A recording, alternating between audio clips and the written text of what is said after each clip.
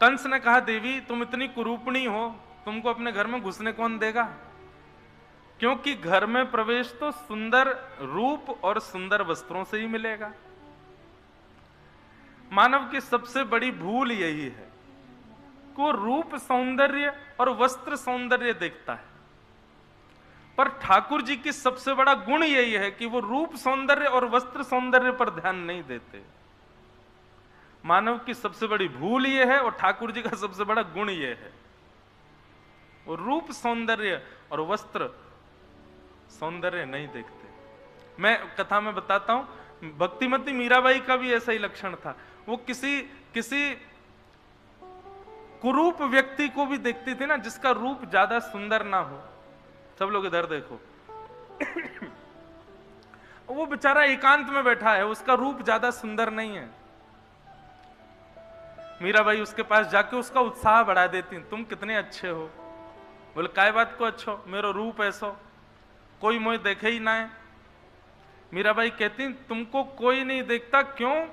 ठाकुर जी ने तुमको ऐसा बनाया कि तो केवल मैं देखूंगा और कोई ना देखेगा। ये हमारे तेरो रूप ऐसो है। कोई काला व्यक्ति दिख जाता तो मीराबाई कहती, तुम कितने सुंदर हो।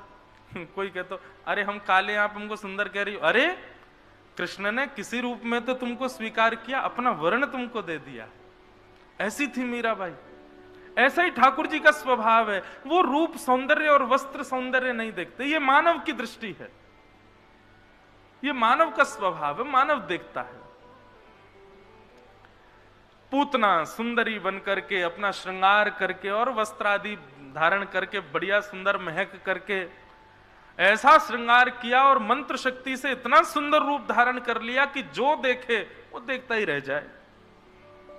पूतना गई, अब 84 कोस ब्रजमंडल में जितने बालकों ने 10 दिन के अंदर जन्म लिया, हर बालक के यहां पहुंच जाती है। घर के लोग उसको सुंदर जान करके घर में प्रवेश दे देते हैं और सब उसकी गोद में अपने बालकों को दे देते हैं। सब बालकों को पयोधर पिला देती है। विष लगा हुआ है पयोधर में, पीते ही बालक मर जाते हैं। सबको मारते हुए पूतना गोकुल पहुंची। जैसे ही गोकुल में प्रवेश किया, पूतना का रूप सौंदर्य, पूतना के नूपुरों की ध्वनि, पूतना की गजगामिनी चाल यदि वर्णन कर दिया जाए तो कहीं ऐसा ना लगे कि कोई देवी पधारी है। इतनी सुंदर लग रही थी पूतना। जो एक बार भी पूतना को देखता है वो उसके रूप को देखने ही लग जाता है।